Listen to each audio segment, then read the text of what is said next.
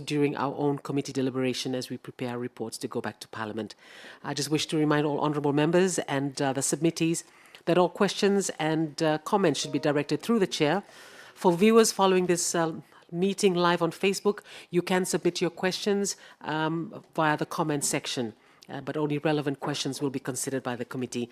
Members of the committee may interject during your answering of the questions that we had sent you before, or otherwise we will wait until the end of your submission.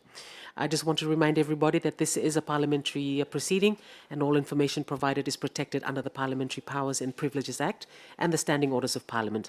We will not condone any slander or libel, and all information that is presented to the committee should be factual.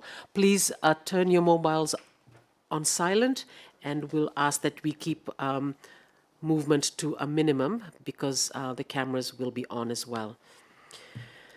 Vinaka, now I introduce to you, I'm sure you've met them before, the members of the Standing Committee on Foreign Affairs and Defence, Honourable Virendra Lal, Honourable Penyoni Rabunawa, Honourable Ratsukeli Tuiwailevu, Honourable Rene Sharma. This is Nirupa from Hansard, and also there's Katie Maitau from Nandrunga, and Tiri.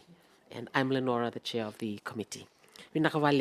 So today, honourable members and members of the public, we receive an in-person submission from the Ministry of Women, Children and Social Protection in relation to their annual reports 2021-22 and 2022-23. I now invite Acting Permanent Secretary Selina Kuruleva to introduce her team before they proceed with their submission. Thank you, Madam Chair. Good morning, honourable ministers and members of Parliament. Selina Kuruleva, Acting Permanent Secretary, Ministry of Women, Children, Social Protection, Permanent Secretary, Ministry of Justice. I will ask my colleagues to please introduce themselves. Good morning, Madam Chair, honourable members. My name is Amelia Neromba, the Acting Director of Women, Vinaka. Good morning, Honourable Chair and members of Parliament. My name is Arieta Tangvetoa, Director Children.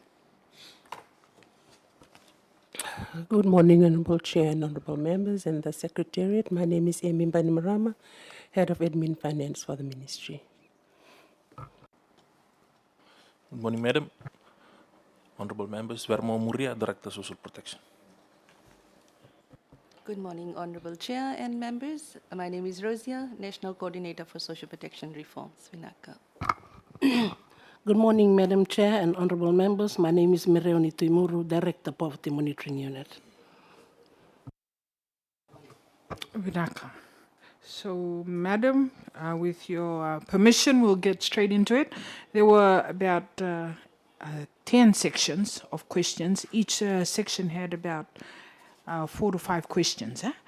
I'll start with strategic governance and policy alignment. Question: how does the ministry measure the impact of its programs beyond outputs? Response: the ministry measures program impact by assessing how interventions improve household well-being, resilience, and long-term outcomes rather than focusing solely on outputs. Through the PMU, Poverty Monitoring Unit, which is headed by Mirioni at the far end, 8 programs were assessed across key sectors using baseline data, field surveys, indicator-aligned tools, and stakeholder validation to determine effectiveness, identify gaps, and inform recommendations. Findings show significant improvements in household income, living standards, market access, food security, community infrastructure, alongside positive social and child well-being outcomes. From a social protection standpoint, the ministry tracks whether households graduate from assistance and remain independent, reflecting sustained resilience. This approach is being strengthened through the Adaptive Social Protection Framework, which links social assistance to resilience building, shock responsiveness, and long-term well-being.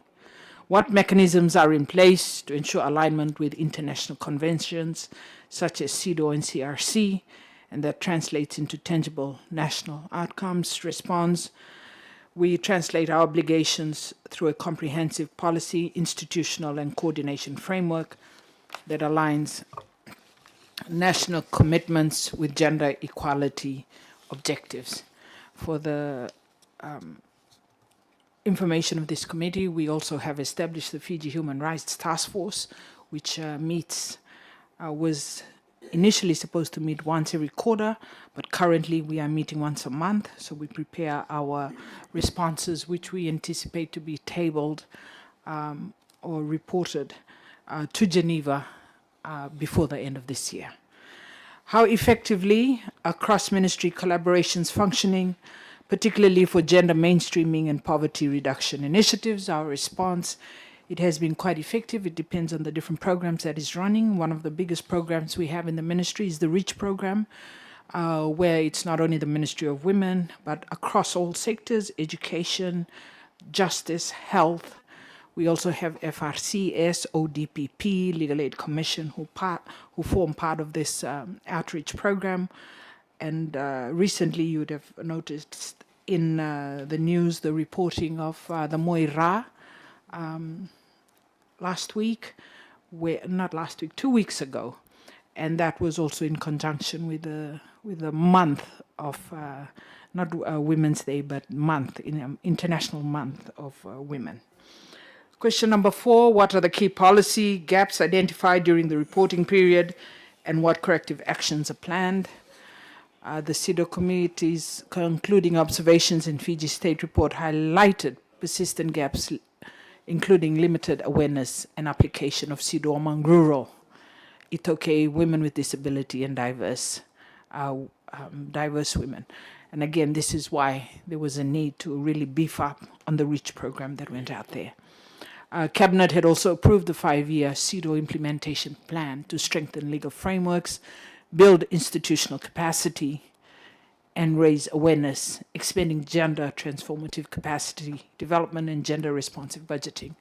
The committee will be aware that the Ministry of Finance, through Finance Circular, I want to say 2 of 2026, again approved gender responsive budgeting to be included in this new financial year.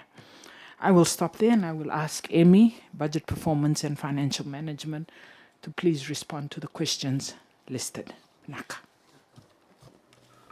Thank you, Honourable Chair and Honourable Members. The question is, the Ministry received significant allocations. How does the Ministry justify variances between allocation and utilization, such as the 84% utilization of the Poverty Benefit Scheme? The variance between allocation and utilization within the Department of Social Protection, such as the 84% utilization under the Poverty Benefit Scheme, is mainly from ongoing beneficiary reviews and case placement that delay uptake of allocated funds.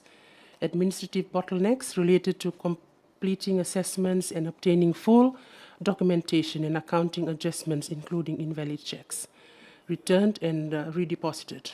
Post-Fiji reimbursements based only on cash vouchers and delays caused by late receipt of approved RIAs from the Ministry of Finance.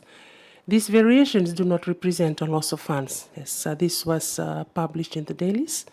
The variances that was reflected, which summed up to 28 million, they were caused by the delays that I've mentioned, but this has been deposited back into the government's drawings account.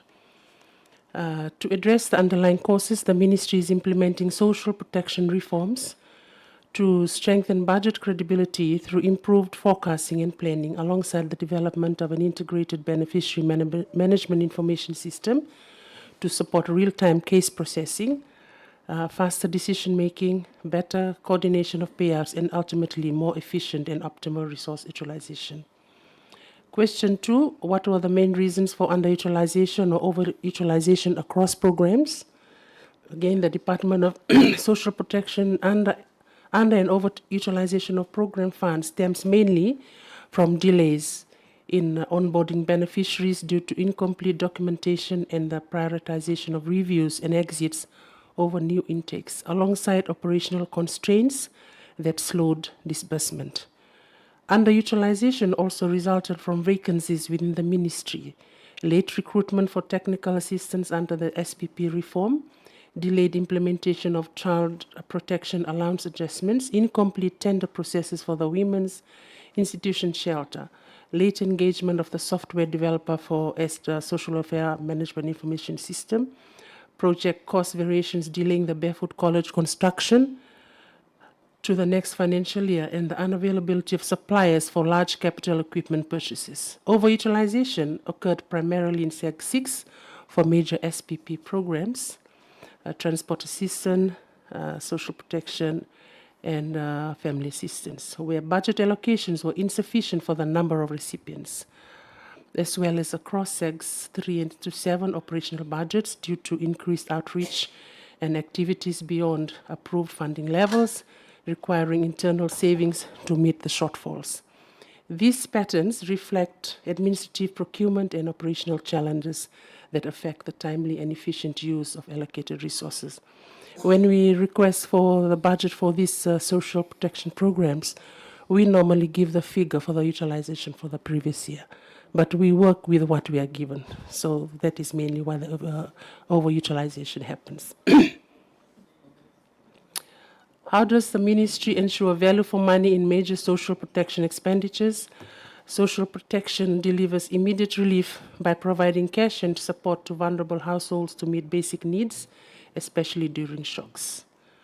Under the Fiji's Adaptive Social Protection Reforms Program also prevent deeper poverty, protect children's development, reduce negative coping strategies, and builds resilience and economic participation.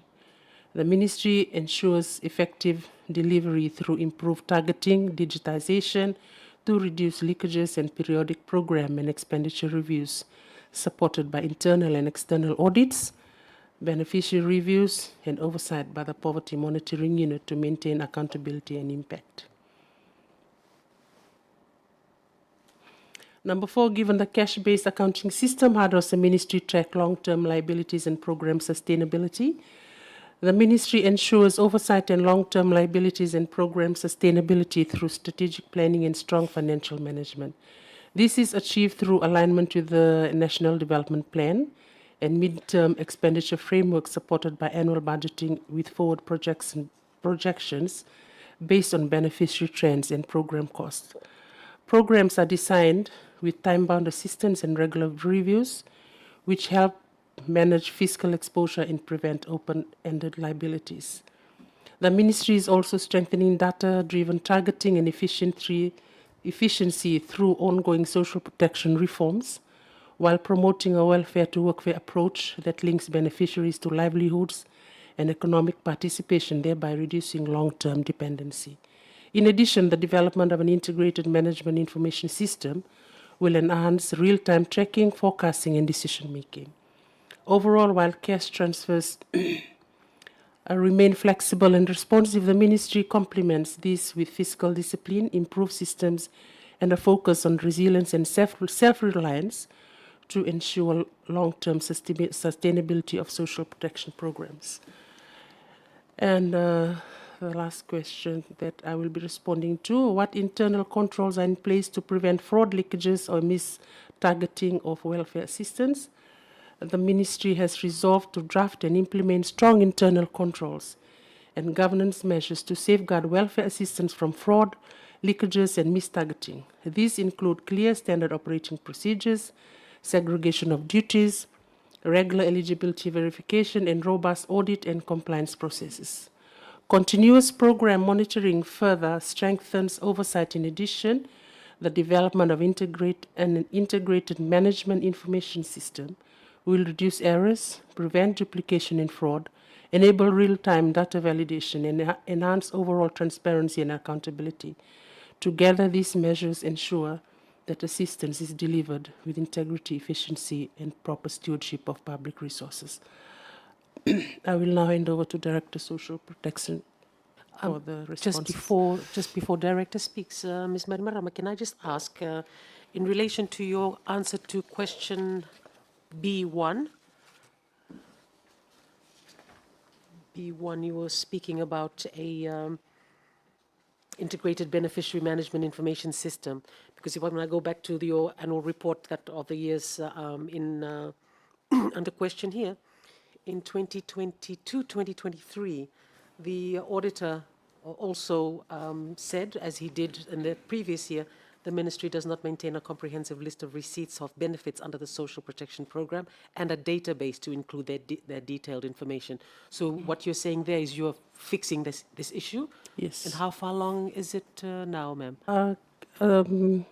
Honorable Chair, can I ask National Coordinator to comment on that, because we're working on the social welfare information system. Thank you.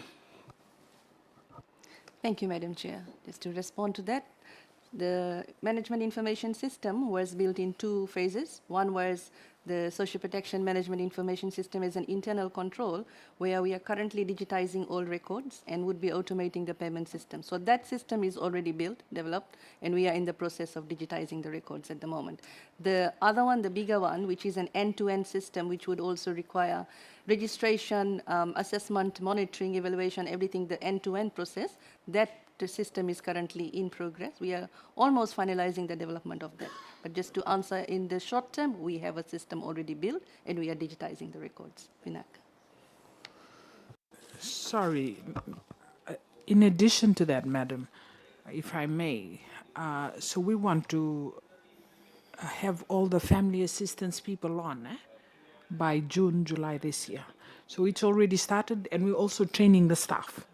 So the system is, with the support of DFAT, it's quite comprehensive. So if, like, you check for Selena, if Selena is a recipient, you can also then pick out if Selena is double dipping. 3, 4, 5 programs that I've already enrolled in. The manual system, we can't track that, because Selena can come here and go to Nandi or go to another one. But with this new IBMIS system, all of this double dipping will be found out. Naka. And just one last question on that system. Are you desegregating data along ethnicity? Vinaka, thank you. Thank you.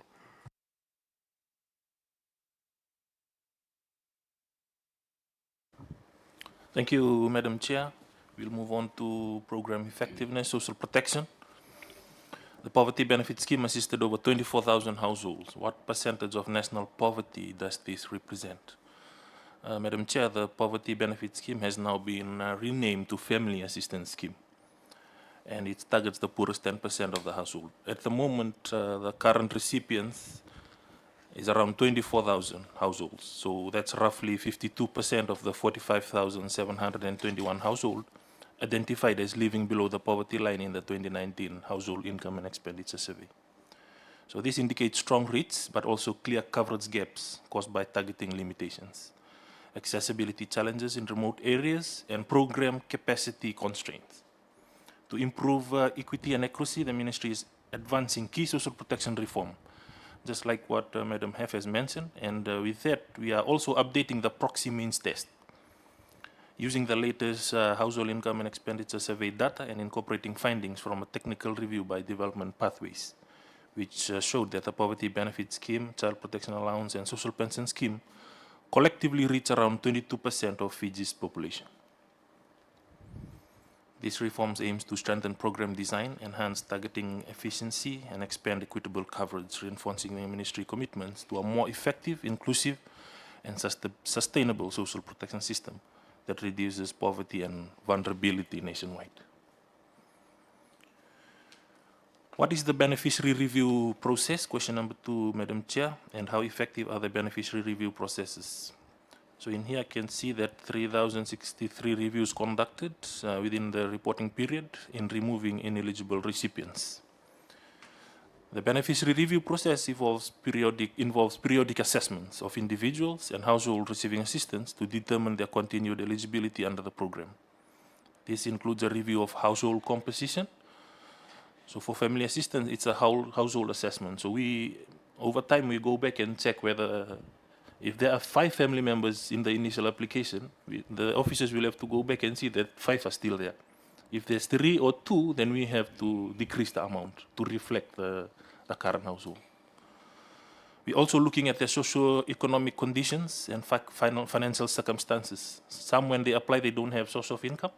So when we go back, maybe somebody in the family graduated and secure a job.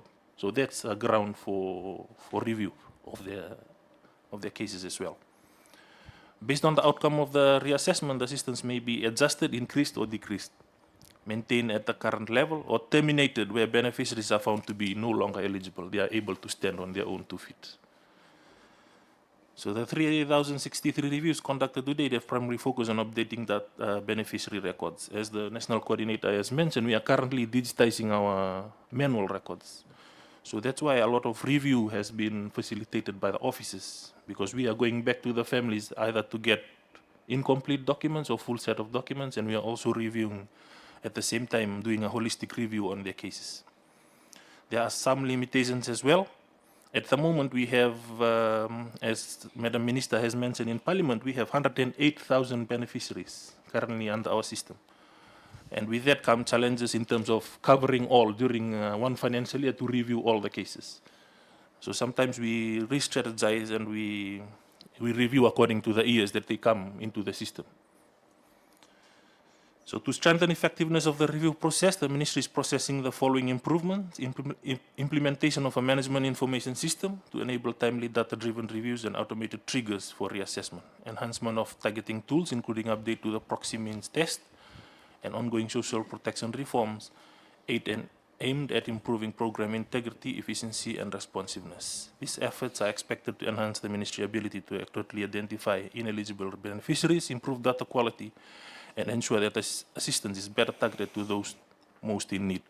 So with the system in place, Madam Chair, the system will be able to flag cases to us. So we will be integrated into the BDM system. When somebody passed away and they register them there, the system will be able to flag it to us that this person passed away. But at the moment, we have to do it manually. So we are catching up on that regard. And we are thankful to DFED for the commitment to build this system so that we can use it.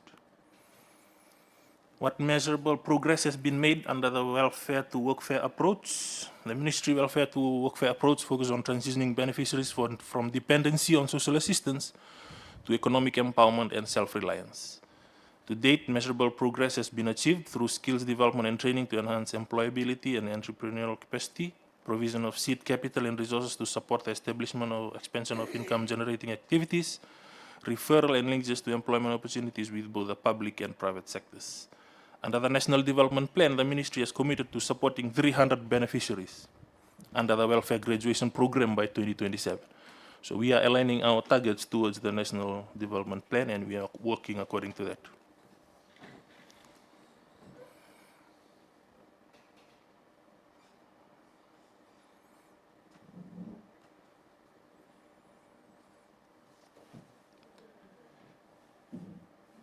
Question number 4.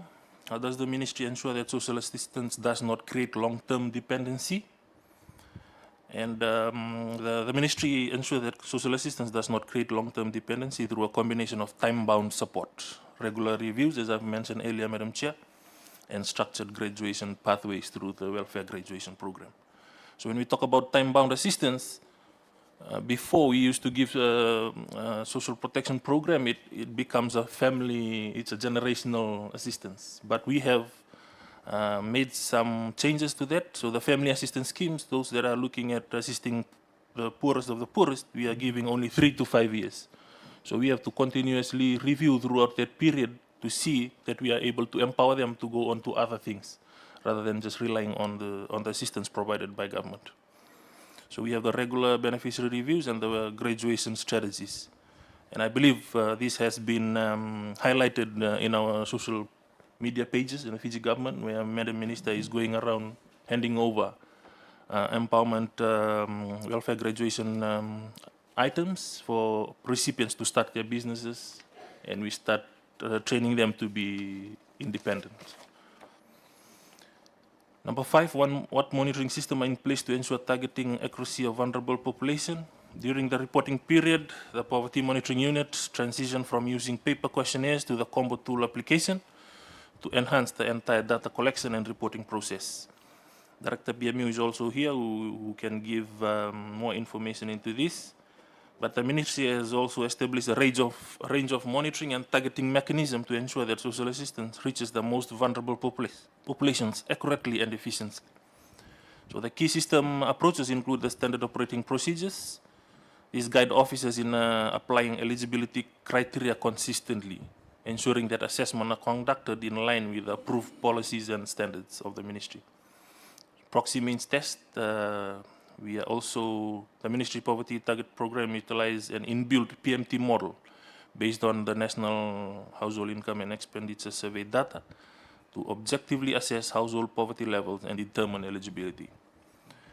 Categorical targeting and community validation. So eligibility is further strengthened through categorical criteria and community-based validation process, which help verify household circumstances and minimize inclusion and exclusion errors. We also depend on multi-stakeholders collaboration. The ministry works closely with communities, NGOs, and other government agencies, enabling manual data sharing and coordinated service delivery, which strengthens validation process and ensure relevance of assistance. So with the MIS development, IBMS, that is currently what we are trying to do to connect everybody so that we are talking to each other and not working in silos. At the moment, when people and our beneficiary come and apply, we totally depend on what they say. So we are not able to do any background checks on whether they own any property in town. So those are the things that we are targeting when we use the new system. Thank you, Madam Chair. Thank you very much, Mr. Murria. I'm mindful of the time. I thank you very much for all the answers to all the questions. I know we sent you a whole heap of questions, as Madam Pia said.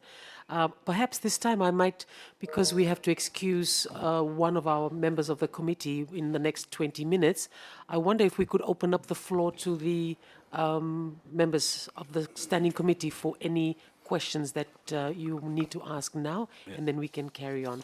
Thank you. Through you, Madam Chair. We thank the committee for the comprehensive answers to the question.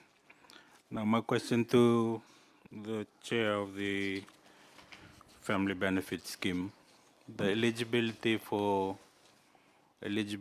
to be enrolled into the scheme. Is it available online, or how do people get to know about this assistance that are available? Thank you, Madam Chair. In terms of the information about the assistance, we normally provide that during our outreach or when we do REACH program. All our officers are out on the field advocating for the programs that are available within the ministry. And we have these officers all around Fiji that goes out using existing platform like Mboseva, Koro, Mbosini Tikina, provincial meeting. They are there to provide the population, the general public with assistance. Thank you, through Madam Chair. Supplementary question. Maybe you can just list it out to us now. What are some of the general in the general programs that are currently available from the ministry to help our population, benefit of the viewers as well? Thank you, Madam Chair. Through you, we have the Family Assistance Scheme that target the poorest of the poor, the families. It's a family assistance, family assessment. So for that particular program, the requirement is all the birth certificate of all family members. There will be an applicant, head of the household, so they have to provide all the birth certificate of the family members, TIN, plus 3 passport size photo. So that's for us, Family Assistance Scheme. And we also have the Social Pension Scheme. These are for the pensioners for the elderly, 65 years and above. It's pension tested. So if they want to apply for this program, they should not be receiving any other form of pension from government or FNPF or aftercare fund. And then we also have Care and Protection Allowance. This is specifically designed for vulnerable children, single parents, single mother, single father parents, prisoner dependents. The children are being looked after by grandparents. This program specifically addresses that the vulnerable children. So they should be under 18 and they should be in school. Majority of the program, the requirements is the birth certificate. We need to have their birth certificate, and then for this particular program, Care and Protection, they need to provide school letters, confirmation of enrollment from school, and then the support letter from community figures, passport size photo and TIN letter for the applicant. We also have disability allowance scheme. So this is specifically targeting persons living with disabilities. We have our assessment form in the office, but the main documents required is birth certificate, TIN, and passport size photos. So if we have, if we know somebody who needs to be assisted through this, they can either reach out to all our offices, or we also have complaints lines that are available on our website. So they can call us or just visit our office in all the major cities and towns. We also have transport allowance scheme. We are providing transport assistance to our elderly and persons living with disabilities. So for those living with disabilities and our pensioners that are 70 years and above, their $26 worth of transport assistance is deposited in their bank account. So it goes with their allowance, and it's up to them the mode of transport that they want to choose. For those that are 65 to 69, they are still using the e-transport card. So they have to redeem and continuously use that until they reach 70, where we can give them cash top-up on top of their allowance. So when they come and fill the disability assessment form, they are also they are also eligible for the transport assistance, so we'll assess them at the same time. And the same goes for social pension scheme. And then the last one, we have the rural pregnant mothers food vouchers. This is a program that we work with in line with the Ministry of Health to encourage early booking for our pregnant mothers. I believe this is a coordination between Ministry of Health, so we encourage mothers to go and do their booking early, where they can fill the form at the same time, and the form will be forwarded to us to process, and then the payment will be facilitated. So in a nutshell, Madam Chair, that's the 6th program that we have under the Department of Social Protection and the Ministry. Do you have a follow-up question, Honorable Ravanao? Yes.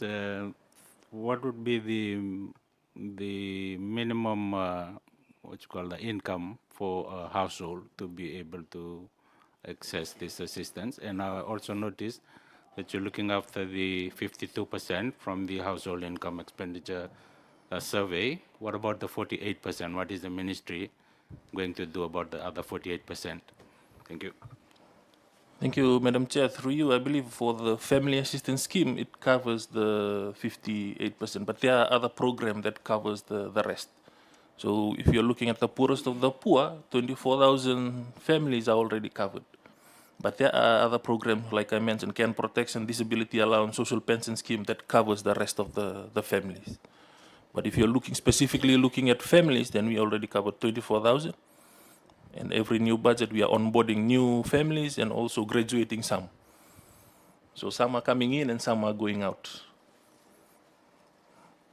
Honorable Virendra, you have a question. Thank you, ma'am. Thank you for allowing me.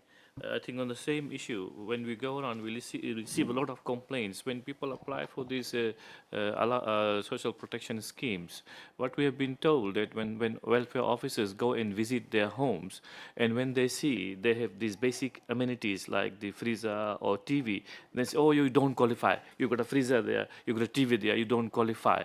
So how do you justify that? Because you don't eat freezer, you don't eat TVs, no? You need food, and they don't have any source of income. So how do you justify that by having freezers or TVs at your place, you don't qualify for the assistance? Thank you, Madam Chair. The family assistance scheme uses PMT, the proxy means test. So all that is part of the assessment. They have to do a home visit, see what you have in the house, look at maybe your electricity bill, what is your source of income. They'll bring all that information. We are using a database to assess them. So the decision on whether to assist any family does not rely on the welfare officers. We bring that information and we feed it into the system. It automatically calculates the scores, and then it tells us whether they are eligible or not. That's how we are doing it. But we also have provisions for special considerations. If the system declines it, then the officer will have to justify, we need to assist this family because they are facing this, and that. So we are not limited by the system, but we also have a human element that can cover. But we don't want to use that a lot because the system is there to guide us. I think the reason for that question was, correct me if I'm wrong, Honorable Virendra, is some elderly people may get gifts A child may buy them a fridge, son may buy them a TV, but they are not earning any money. Someone else is, they're being supported by somebody else. That was probably the reason for that. Thank you, Madam. We are considering all that in the assessment. So sometimes we just want the applicants to be honest with us when we ask questions on where did they get all these items, so that is captured in the assessment and then a decision is made on the case. Chair, just on that, through you, when you talk about the system obviously seems a bit flawed, because last week exactly what was shared to me was a lady was denied the assistance because her children had given her gifts. But that assistance is her monthly income for her survival. So you really need to look at the system and also the receipts, and we can't depend even on the officers, because not many will be like, okay, I am moved by this lady's or this elderly person's how her life is or how she lives a daily life. So I think that balance needs to be created, not dependent on just the staffing or the inspectors, but also a system that knows human emotion. Remember, these are elderly people of our society. And one of the reasons of brain drain is when people think that, okay, I'm going to get old, but I will have no assistance available for me in this country, so I better leave. So these are the things I think you really need to consider when it comes to this. Just a question on human resources. Do you have enough people on the ground? Is there a gap? Do you need more people to be, inspecting, to be visiting homes? I mean, these are the things we need to know, because we're putting together, everyone's getting their budget submission ready in every ministry, and we want to be able to support any of your major asks. Thank you, Chair. If I may, there is definitely a staffing shortage, but so we're trying to double up on roles that people play when they go out in the field. That's one. So there is a staffing shortage. The second response to that is there is a need for continuous capacity building. As Honorable Rinesh rightly pointed out, sometimes we want to just focus on the system and not considering other elements, or maybe we weren't trained in that area. So one of the things that the ministry has agreed to embark on, or has started embarking on, is the training of our officers in extra counseling skills to be able to ask the relevant questions, to then get the information, then make the assessment or make the recommendation. I think specifically of the case that you had raised last week, and we tried to reach out to that family. Then there was also another case where there was a 92-year-old who was cared for by a 75-year-old grandnephew, and both of them couldn't move, so mobility was an issue. But their complaint came through a media posting, so we responded, and our response was calling the Ministry of Health, because the Ministry of Health should be able to do house visits, and getting Ministry of Health and our officers on the ground to go there, provide the medical assistance, and then what other welfare benefits. They'd never applied for welfare benefit. And I think that's another thing that I guess as a committee we need to, or as officers, is that we're also very aware that a lot of people out there still are not applying. We can't go out there and tell 850,000 people, come here and apply. We want people to get off the welfare system, obviously through proper processes and assessments. But if people are not applying, that's another big issue. Then we also have issues where people are dumped, and the titles are changed. So that's a big issue currently with our elderly population. We are currently reviewing the National Aging Policy, which we hope then will inform a new or review the Act, National Persons, Older Persons. But again, this is coming up very strongly, that there are some children or children of elderly parents who take advantage. I need to go and get a loan, but I can only get a loan or only get my FNPF if the title of the house is in my name. So exposed parent gives the title, and then the next thing you know, as soon as the title is in their name, they say thank you, but please look for your own place. So we end up then the problem becomes housing at St. Giles Hospital, St. Vincent. Then we are looking around very intensively of where we can house these people because their own children have put them out on the street because the title is in their name. So from the Ministry of Justice, if I may, one of the things we're doing is working with the public trustee to give us some templates. Can we put in some caveats? You can take the title of the house, but I am not going to vacate this room until my demise or something. So we're just trying to figure out how, yes, help your child get the title so that they can renovate or rent out, but still, they worked hard during their time to get the house and the title, and so just small things like that. And so maybe we need lessons in humanity and kindness as a people, because this is more than just a social welfare or health or education issue. This is a whole group of people, our people, us included, that we're not responding to the way that we need to respond to not only the elderly, but our children as well. So yeah, capacity building will definitely help our HR, and also just looking beyond, ownership and what it really means to be a human being. It's sad. Thank you. Honorable Rinesh and then Honorable Virendra. Thank you, Chair, through you, and thank you, PS, for highlighting that. And my next question was, when you talk about the protection of women, children, and elderly persons, which you have highlighted on a bit, so what are the legislative reforms that are happening? Because I have the previous report that was tabled to Parliament, I have the current annual report, slightly 2 years back or so, but what are the legislative reforms? And you being in the capacity from coming from the law justice side, you'd be in the best position to answer this in terms of women, children, and elderly persons. And I spoke about the Family Law Act as well, and I was informed about a clause there that you cannot just unlawfully take anyone's property or so. So these things that I've been reached out on. But what are your views?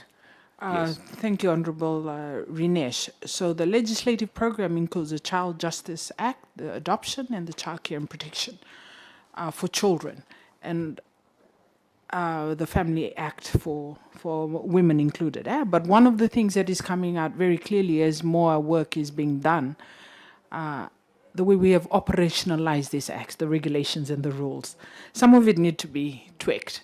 So through the Minister for Women and also through the Minister for Justice, one of the things we're looking at after the President's speech, as a lead up to the President's speech, is just looking at the whole legislative program and what areas need to be tightened. Obviously, the Parliament process for reviewing or changing an act is a bit long for a reason. So there are provisions for exceptions where the minister can make an instruction. So that's one area we were exploring, particularly for child care and protection and child justice. In terms of the adoption, we're working very closely with the judiciary to regularize that. We're anticipating that once all the regulations, operations, rules, forms are completed by July this year, that we will have this out there. The Family Law Act is a bit more intense, and we haven't had a proper look at it. We've started with the other three, but it is a part of our legislative program. We have been fortunate in the Ministry of Justice, where we've had the support of, again, DFAT, who is helping us with legislative programs and our review. But in the Ministry of Women, we also have the NAP, which is the National Action Plan for the Prevention of Violence Against Women and Girls. And we are also drafting a National Action Plan for the Prevention of Violence Against Children. These two will have very common intersect. And the idea behind it is to ensure that women, girls, and all of our children are protected. I think when it was first just the women and girls, because of the title, people forgot that there's also a very vulnerable group of young boys that we're not taking care of. So it is our anticipation through the legislative program, as well as the support of our technical partners, that we will be able to review all of this in this current current parliament year, is it? Calendar year, yeah. But it's definitely in the plan. I'm very mindful that I'm sure other members of the team were ready to speak. Maybe after your question, Honorable Virendra, can we just go through the room and just maybe those of you who were ready to speak, maybe speak to your areas of expertise, please. After you, Honorable Virendra. Thank you, Madam Chair. Thank you, Acting PS. We all know that there are so many people out there, they're not aware of the schemes available. You, as a ministry, how often do you outreach, do you go to these people and do awareness programs so that they know that they qualify for this and what are the age groups and all those things? So how often is these awareness programs done? Maybe allow Director Meroni to talk about your REACH program. Thank you, through you, Madam Chair. For the REACH program, the REACH, it's a ministry-led program. Basically, it was developed to enhance access of vital information and public service to our rural and remote and our maritime islands. For our REACH program, in 2018, probably when it started, it was with the UNDP, funded by the government of Japan, and then in 2018, it was moved to the Ministry of Women, Children, and Poverty Alleviation at the time. For the REACH, we usually have it at all 4 divisions. In terms of identifying potential venues of this program, we usually take it to our rural and remote areas where there is difficulties in accessibility, and we're taking the services right to the doorsteps of our rural communities. But then going back to your question, say, how do we identify it? In consultation with our divisional commissioners and our Rokotu's office, and that is how we identify areas where the REACH program are usually taken to. In terms of our REACH, it's a multi-agency approach whereby the ministry involves other stakeholders that are part and parcel of this program, not only our state. We also invite our non-state actors in terms of our financial institutions, educational institutions, and other partners, even private sectors that usually come in to help government in taking out their services to our rural communities. Thank you. Honorable Ratsikeli, thank you. Very Honorable Chair. Given data sharing challenges, what timeline is set for achieving full inter-agency data integration?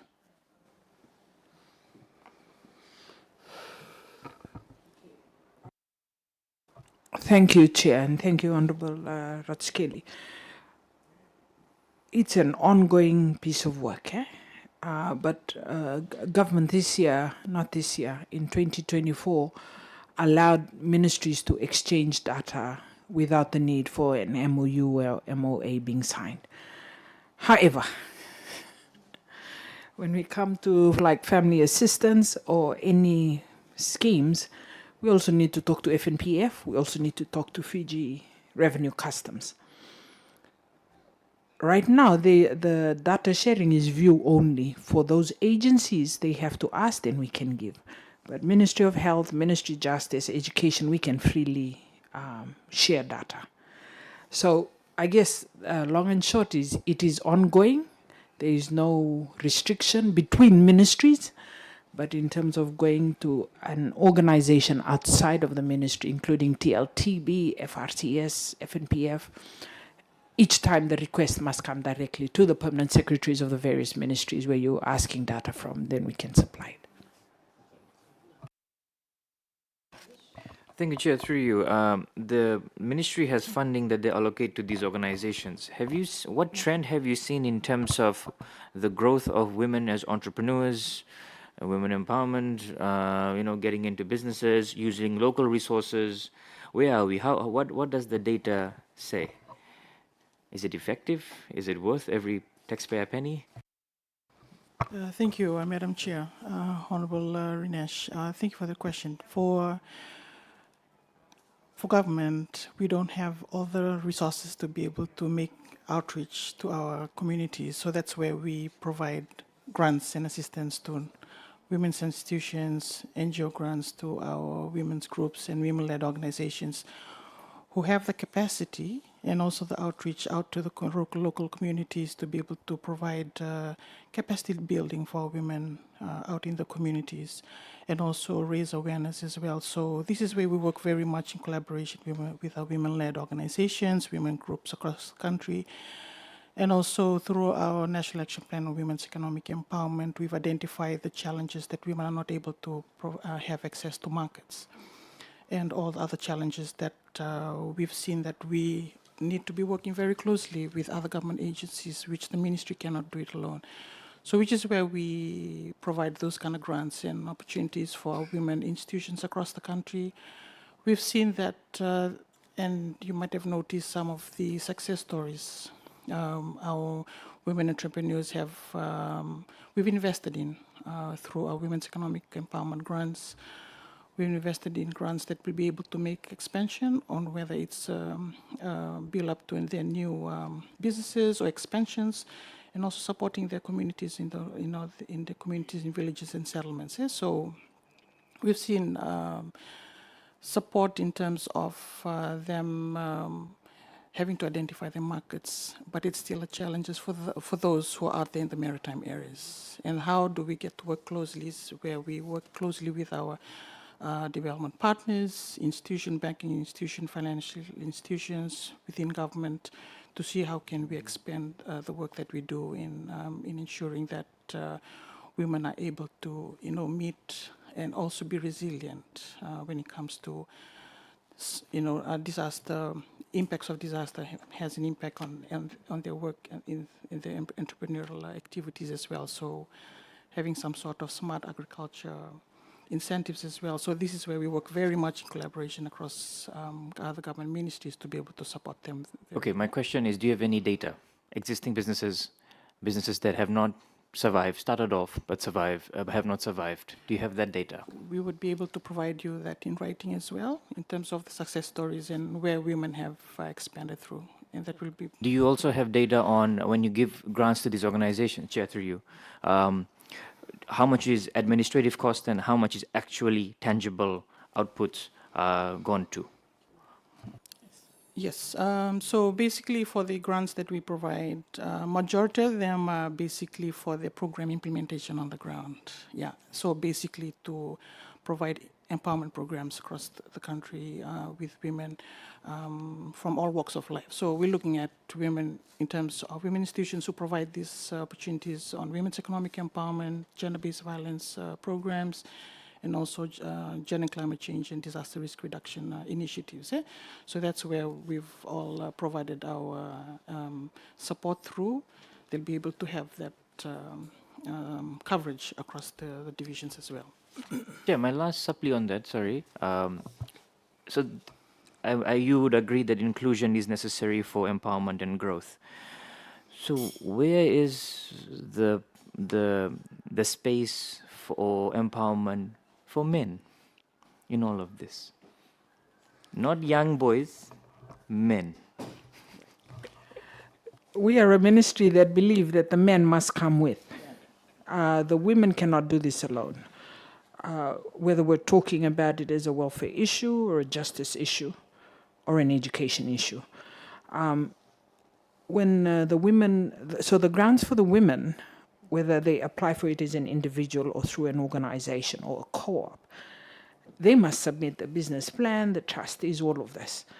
And there are applications where the men are already there, included in the applications. Or men is the head of the household and the partner is doing the fishing and I'm going to do the cooking of the fish that the man buys. But in terms of a specific grant only for them, it's not going to be administered through the Ministry of Women or Children's Social Protection, but they can apply for the grant through the Ministry of Trade, small business, the 3,000, the 5,000, 1,000, what have you. In terms of registration, the Ministry of Justice can provide companies that have continued to renew their registration because they are operating. And we can also provide information on those that have not renewed their registration. But one of the things that's quite clear, and it also exists in the SME, is that for them to be able to continue to receive funding, they must make sure that their business plan is working, they have accounts, the bank, and the rest of it. So I guess it's a very comprehensive process, but if everybody reports back, you know, if Selena took the money, 5,000 this year, if she doesn't come back next year, unless the ministry goes out to find her, it will be quite difficult. So we're anticipating that with the IBMIS system, all of these things will just pop up. We've asked the designers of the program to like have alerts, okay, this fella is due to be checked, what's happening here? So we're hoping that that will also be flagged in the system, then prevents this, someone just take the money and, you know, initially was supposed to be for a canteen, but instead of buying the things for the canteen, they're just buying things to eat. So we're hoping that this is something that's picked up. As you can tell, it's been very difficult to keep within our time because it's a very, very important topic to talk about. Honorable Virendra, you have another question, and then after that, maybe I'll ask Ms. Tangivitoa if she has something to say. Please do say so, and also Ms. B. Thank you. Thank you, Madam Chair. Through you, we know there was a time when it was mandatory for all children of school-going age to be in school. What we have noticed recently, ma'am, especially after COVID, that a lot of kids who are of school-going age are seen loitering around, selling food, involving in these illegal activities. So what has happened? Is there some relaxation of the law, or what is your ministry doing about it? Children going to school, Ministry of Education, Ministry of Children, Ministry of Youth, everybody needs to get involved, and the Fiji Police. So what we've done is we do street sweeps. So children who are supposed to be in school, we'll take them back to their homes, to their parents, where they have identified where they live. So that's the other bit of this, because not all of them are telling us truthfully where they live or who their parents are. The Child Justice Act allows for the Ministry of Justice to go and do the age verification. If you are 15 and you're saying you're 19, but we see you and you are 15, we can verify the age and then take you back to your parents or your wanu or wherever. We have been in consultation with the Fiji Police last month. We're going to first chance, second chance. Then after that, we need to be realistic about the powers that exist with the Director Children. We can ask the police to now, please prosecute negligence. That has always been there, but I guess as a community, as a society, we're hoping that once you are brought back by relevant authorities, that parents will take charge. But, you know, children go there for 2 days and then they run away again for whatever reason about the situation happening at home. But it takes a whole of society. When we see all these children loafing around, and they should not be loafing around, they look like they should be in school, our own families, extended families, we need to make sure that they go to school. Going to school and staying in school are the two things that we need to get right. Ministry of Education cannot do it alone. Ministry of Women cannot do it alone. So there needs to be a more concerted effort. We've really beefed up on our street sweep, not only for children, but also for our elderly. We've noticed an increase of the elderly on the bus stops in the morning when it's cold, and we know that we are still in cyclone season. So Sunday morning sweeps have also happened. And we're taking them, or we're talking with St. Vincent and other homes, our Golden Age homes, to try and put them in there. In cases where we know that there is the officer who has gone to do the street sweep has noticed that there might be a mental health issue, we've contacted St. Giles and tried to get them in there for proper assessment before any other interventions. But yeah, we're definitely exploring some charging, negligence. We also, not only for our children, but also our elderly, where they've been pushed out of their homes because the title has gone to the adult children. Thank you. Honorable Tuwele, you had a question? Did you have a question, or shall we push on to Director Children? Director Children, Madam Chair and honorable members, I think from the outset, I'd like to take this opportunity to acknowledge and thank everyone, every single individual, families, communities, and agencies and bodies that are already doing something putting in effort to protect children. And I notice your label pin, madam. So thank you for championing children and child protection. I'd like to take this opportunity to also just raise some of the issues, and I know that response by Madam PS, she's covered most of what was the response in child protection, but just to highlight that some of the emerging issues, one of which is online bullying, where the abuse is happening outside the physical space and now online. That's the emerging issue that we are facing, and we're having to deal with that. So it comes with the need for capacity building.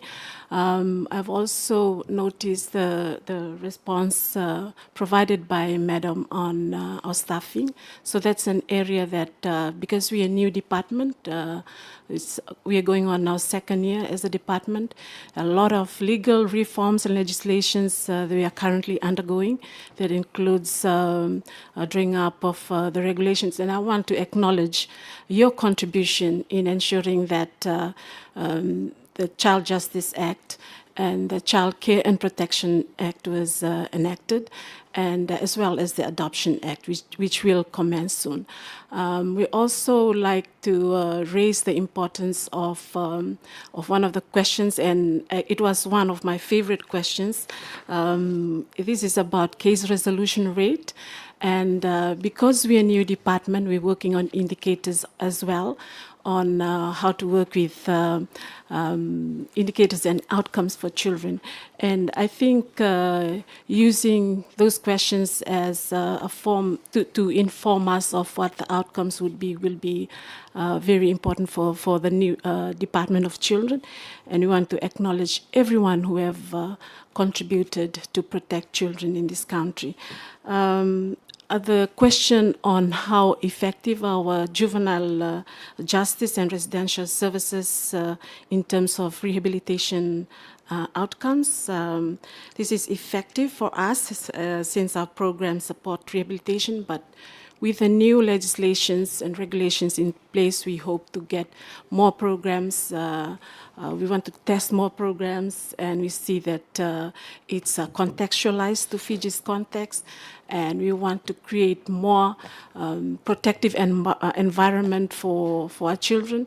So there are also mechanisms in place, such as the National Coordinating Committee on Children. This is a multi-sectoral committee that advises government as well as implement our commitment through the Convention on the Rights of the Child. So very briefly, and I'm aware of the time, Madam, I'd like to take this time to thank you and request for the support for the Department of Children, and also allowing different agencies, ministries to help support when we come to requests for preventive efforts in the communities. We are aware that there are Itauke families, there are Itauke issues in terms of children. There are also issues of children in other different communities, and we want to see that it's tailor-made for communities as well as individual, because child protection is in a lot of cases individualized, so our effort is targeted towards the needs of a child, particular child. So we want to see that in the new legislation, our case management approach. That, Madam Chair, is our report from the Department of Children, Vinaka. Thank you very much. Now over to you, Ms. Rosia. Thank you. Thank you, Madam Chair. Very quickly, I'm just going to highlight and say the social protection reforms are going to address a lot of issues. We are all looking forward to the Integrated Beneficiary Management Information Systems, the IBMS, that is going to address a lot of audit issues that has been raised and also digitize all records, ensuring this integration as well with the relevant agencies. Secondly, on the proxy means test, it is going to look at, it's going to move, I would say, shift a bit from asset to consumption. So that is going to address a lot of concerns that has been raised. We are strengthening the standard operating procedures. not only providing the training to the team on SOPs, but also doing inclusive social protection delivery, looking at it from a humanitarian-centered approach. The social protection communication plan is also being drafted at the moment, and that is also going to create a lot of awareness on the programs and also ensure that these reforms are well communicated not only internally to the staff, but also to the public. Monitoring and evaluation framework, we are also working towards that. So holistically, I would say social protection reforms are going to really address a lot of issues and challenges that has been highlighted over the years as well. Thank you so much. Thank you. And I think finally we'll give the microphone to Director Women, Naka.